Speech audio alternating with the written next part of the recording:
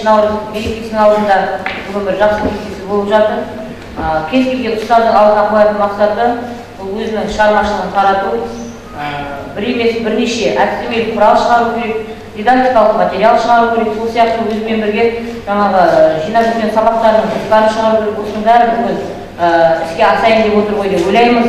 Біздің ортамызда бүгін 8 наурыздың алдында үлкен конференцияны ұйымдастырып келіп отырған республикалық 45 минут кезек баспасының редакторы Ізгілік Пайдырахманұлы Нағи,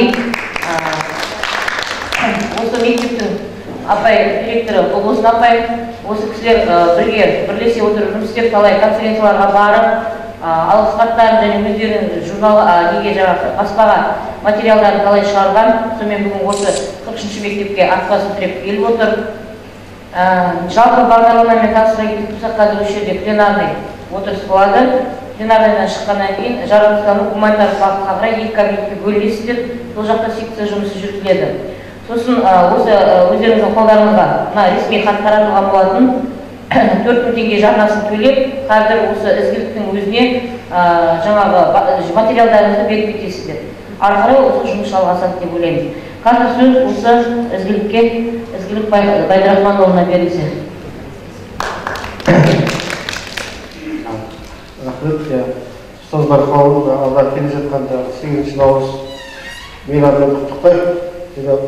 8 наурыз басқа көп айтылғанмен, бірақ негізінен осы әйелдер үшін, өзіміздің аналарымыз үшін бір мейрам ғой. Сондықтан мейраммен құттықтаудың реті келіп тұр деп ойлаймын. Енді қысқаша түрде мына біздің осы басылымның жұмысы туралы және өткен іс-шараларымыз туралы бір қысқаша презентациямыз бар, соны таныстырайық. Және бұл 45 минут кезет деген өзіне сол басталған кезде атауы 45 минут деп басталды. Яғни 45 минутта кез келген адам сондай атаумен таниды. Кез келген құрылысшыға болсын, басқа салада жүрген адамға болсын, 45 минут десең, бірден мектеп есіне түседі, мұғалім есіне түседі. Сондықтан да біз осындай портал болып, осындай басылым болып аштық.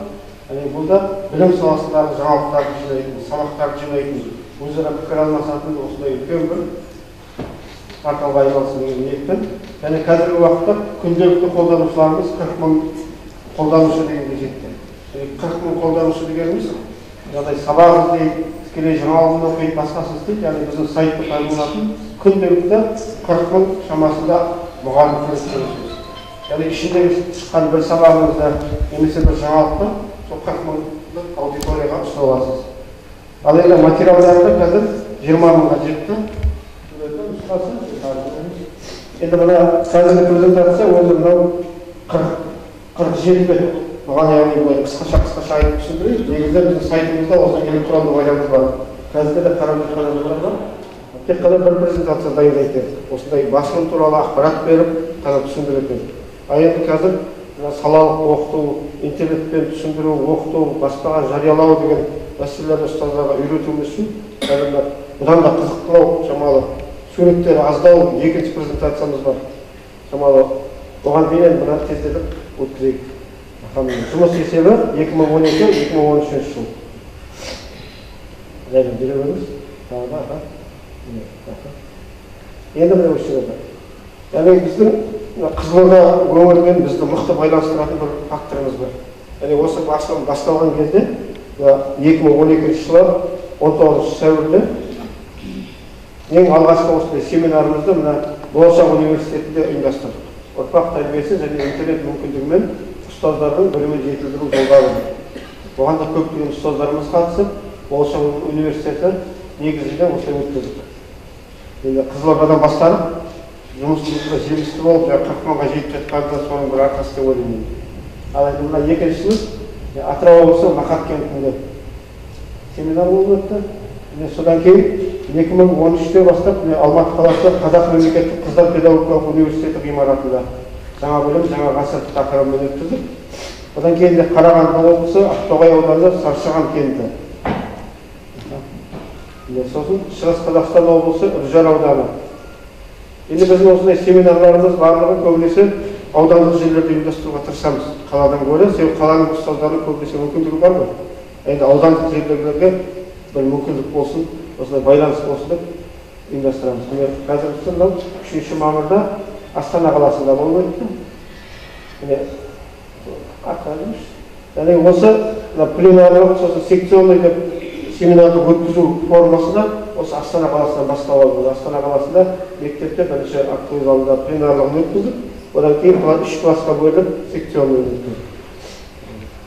Одан кейін Ақтөбе облысы Шалқар ауданында өткіздік. Бұл жерде бір күнде 2 жерде өткіздік. Бір ауылда өткіздік, содан кейін Шалқарға кетіп екінші ауылда өткіздік. Енді суреттер несі бар, практикада. Одан кейін республикалық семинардың қорытындысын жаңағы 2012 жылы Алматы қаласында өткіздік. Қайтадан, яғни Қыздар педагогикалық университетінде. Енді Қыздар педагогикалық университетінде бір мағынасы, біз жағдай өтініш білдіріп, осындай бір ұстаздармен жұмыс істейміз, сіздер бізге көмектесіңіз, яғни бірге ұйымдастырайық деп айтқан кезімізде, яғни Сәтбекова Айгүл ханымның сол кездегі деканы, қазір мына ректоры несі, бұлай деп айтқан еді, яғни Қыздар педагогикалық университеті ол ұлтты тәрбиелейтін университет. Яғни кілең қыздарды оқытады ғой. Ал қыздар деген барлығы бірдей мұғалім болмаса да басқа жұмыс істейді. Ешқандай жұмыс істемесе де, осы бітіріп шыққан қыздар әрі қарай ана болады, отбасын не істейді, сол жерде яғни ұлтты тәрбиелейміз деп. Сондықтан біздің осындай бастамаларымызды бұл кісілер өте жақсы қабылдап, бізге қолдауын көрсетіп келе жатыр. Енді бұл 2012 жылы, яғни Қазақстанда сол 7 жерде осындай семинарлар өткіздік. Яғни семинарларды өткізуде мақсатымыз ол кездегі ұстаздардың қажеттілігін байқайық, қандай нәрселерге, қандай информацияға, қандай байланысқа қажет. Университетінде жаңағы Қарағандыда, Астанада барлық жерде өткізіп көрдік қой. Сол жерде өткізген жауапты адамдарымыз осы жерге келіп, педагогикалық университеттің ұстаздардың арасында, сосын Алматы қаласының ұстаздардың арасында презентациясын жасады. Қалай өткіздік, қалай ұйымдастырдық деген нәрсені. Одан кейінгі ол жағдайымыз республикалық сайыс конкурсына ұласты. Яғни республикалық сайыс конкурсының мақсаты бұл ұстаздың беделін арттыру, ұстаздың еңбегін жарыққа шығару. Себебі Қазақстанда барлық мектептерге барлық студент айтқандар келмейді ғой, көбіне. Сосын жиналысқа келуге уақыт жоқ. Енді сондықтан біздер конкурс түрінде ұйымдастырайық, көрермендерді ата-аналар шақырайық, өзіміздің ұстаздарды, оқушыларды, ата-анамен байланысты осындай тәрбиелік мақсатын конкурс түрінде көрсетейік деген ниетте республикалық сайыс конкурс былтыр басталды. Қолдаушы ұйымдар бар. Конкурс ережесі қысқа өтсін. 2013-2014-те осы конкурстың уақыттарын белгіледі. Қарағанды, Шығыс Қазақстан, Қызылорда, Оңтүстік Қазақстан, Алматы, Жамбыл, Ақтөбе, Астана, яғни 7-8 жерде осындай конкурс ұйымдастырамыз. Оны қазір Шығыс Қазақстанда, сосын Қызылорда облысында іріктеу сайыстар өтті. Өткен жылдың желтоқсан айында Жаңақорғанда болып өтті. Республикалық біз енді осы конкурстың таныстырылымын 28 қыркүйекте Алматы қаласында жергілікті өткіздік. Оған қатысушы қолдаушы ұйымдар еді. Нұр Отан, Қыздар педагогикалық университеті, Алматы қаласы, Алатау ауданы білім бөлімі, Медеу ауданы білім бөлімі, Қазақ тілі басқармасы конкурсты ұйымдастырып бастады. Тікелей қатысушылар болды, қашықтан қатысушылар болды. Осылай басталып, мысалға неден келіп қатысты, Қармақшыдан келіп қатысты, Тараздан келіп қатысты. Осылай концертінде үлкен активларда көрермендерді көрсеттік. Сосын ғылыми практикалық семинарды Үржар ауданында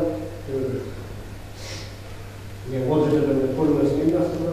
Ол информациялар барлығы кеңінен сайттарымызда бар. Көрсетіп қойып көрдік.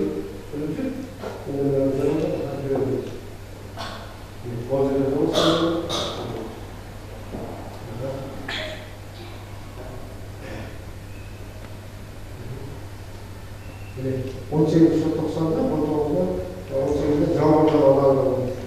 Бұл енді Жаңақорған ауданында болғанымыз, бұл жақта бір жағынан семинар болды, бір жағынан конкурс, іріктеу сайыстары болды, Қызылорда облысы бойынша. Енді бұл конкурсқа шақыру, тіркелу мағынасы былай болды. Біз интернетке хабарландыру береміз. Сол хабарландыруға адамдар тіркеліп конкурсқа өзім қатысам дейді, сол бойынша қатысам. Сөйтіп жағдай белсенді болып, интернеттерде жаңалықтар көріп жүрген ұстаздар көбісі өздері қатысып жүрді. Одан кейін мұғалжарға барамыз. Батыс Қазақстан облысында топтама жинақтар осылай салды. Енді бұнысы самал тоқтасын. Енді осындай мысалға жаңғырғанда өткен конкурстың несіне, яғни біздің жаңғырған осы Қызылорда облысындағы өзіміздің институттіміз, Асмагүл апай арамызда таныстырып деп, жаңғырған аудандық білім бөлімінің әдіскері, сол кісі мысалы ұйымдастырып, осындай конкурсын ұйымдастырып, кеткен қонақтарды қарсы алып, семинарын өткізіп, үлкен ауқымды жұмыс жасады. Мысалы Қызылорда қаласында осы сіздің мектептерге келіп қатысты, соның біраз нәрсесі болды. Енді ол жердегі семинарда болған немізді іс тәжірибемізді яғни осындай тарату үшін қазір сіздерге пленарлық секцияда енді жаңағыдай таныстырып өтеді өзіміздің ұстаздарымызға соны естейміз.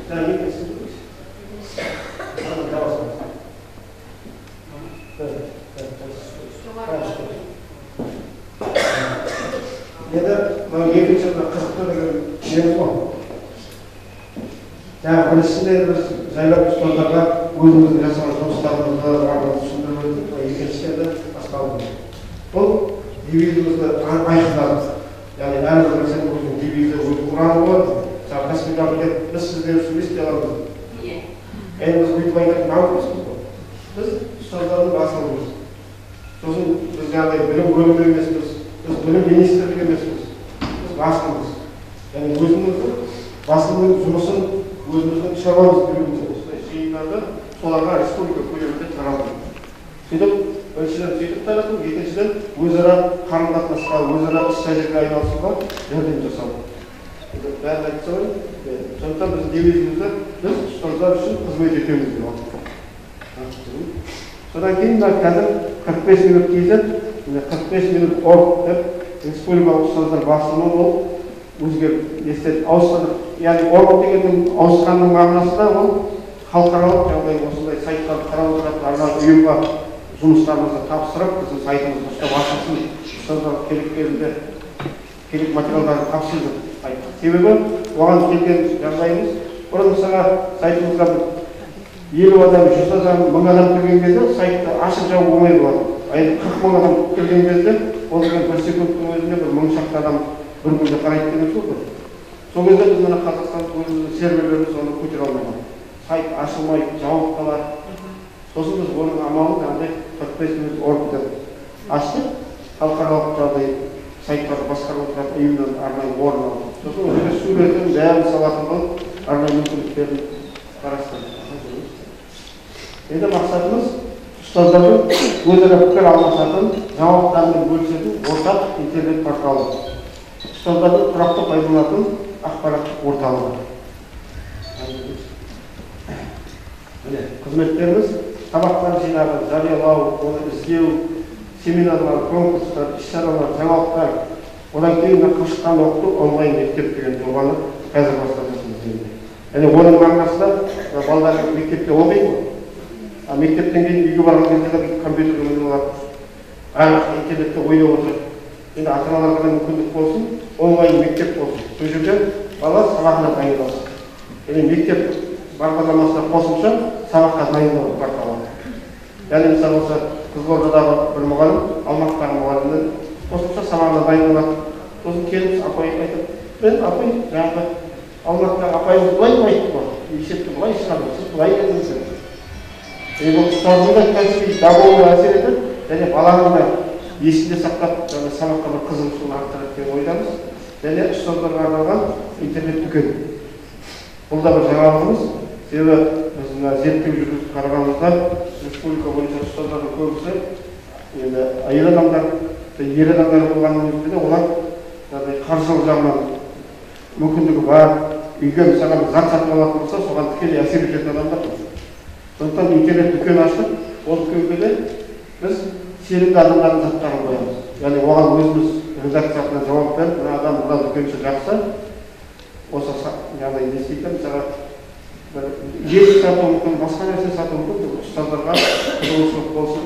Интернет дүкен мәселесі де ол болашақтың жұмысы келе жатқан. Қазіргі міне өтіп жатқан ғылыми практикалық семинардың негізгі мақсаты сіздерге қызмет етемін, жаңағымыз айтып қой, ұстаздарға қызмет етеміз. Кім қызмет етеді? Бұл жерде бірінші редакция құрамы, содан кейін ресми тіркелген тілшілеріміз.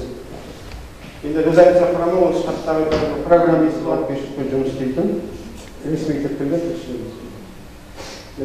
Бақ ол күні 2014-те, яғни 2012-2013 жылдары біз кез келген сынақ мерзімінде қызмет атқарып, осы тілшілікке мен тілші боламын, мен ұстаздың бәрін қабылдадым. Барлық ұстаз тілші болып істеп, кейіннен өзі жұмыс істеп, несіне қарай, жауапкершілігіне қарай сұрыпталып, ары қарай белгілі болды. 2014-те жаңадан талаптар болды.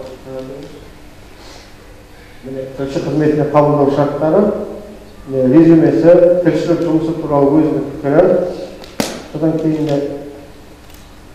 тілшілік жұмысы бойынша тек қана республикалық 45.kz басылыммен жұмыс істеу. Тілші жеке тұлға ретінде жеке өз атымен басқа басылымдарда жариялауға құқы бар. Ал тілші болып бізбен жұмыс істеп жүргеннен кейін біздің ол немізді көрсетеді, 45 минут көрсетеді. Сосын апта сайын тұрақты түрде қолдан келсе күнделікті мерзімінде өз аумағында болып жатқан білім саласындағы жаңалықтарды суретімен болса тіпті тамаша мақала түрінде редактор почтасына жариялауға жіберу.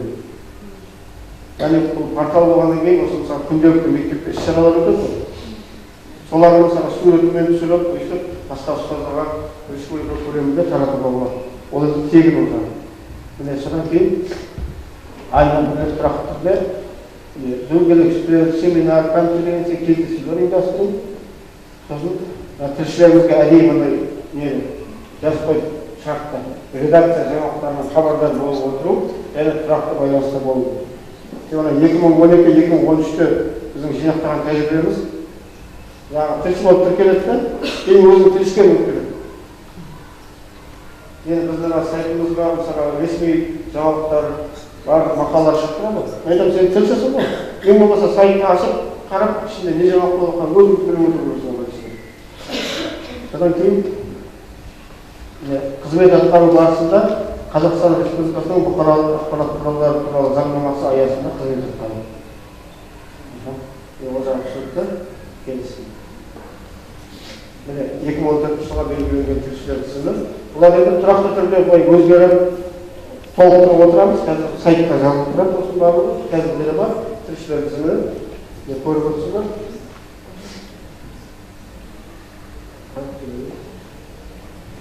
Құрметті ұстаздар, сайт қонақтары, сайтымызда хабарландыру бөлімін ашып отырмыз. Бұл бөлімде ақысыз түрде республика бойынша ұстаздарға арналған хабарландыру, құттықтау, жақсы тілектер жарияланады. Осы бөлім арқылы күнделікті адам пайдаланатын сайттың мүмкіндігі толық пайдалануға болады. Одан кейін жазбайтын. Әрине, фирмалардың, мекемелердің, бизнес жобалардың жарнамасын жарияламаймыз. Сосын ескерту жазбайды. Саяси, өсек аяқ, өтірік бағытта хабарландырулар жарияланбайды. Енді міне ең қызық жерге келдік. Қызық жер деп айтатын, көбінесе бізге ұстаздар материалдарын жібереді.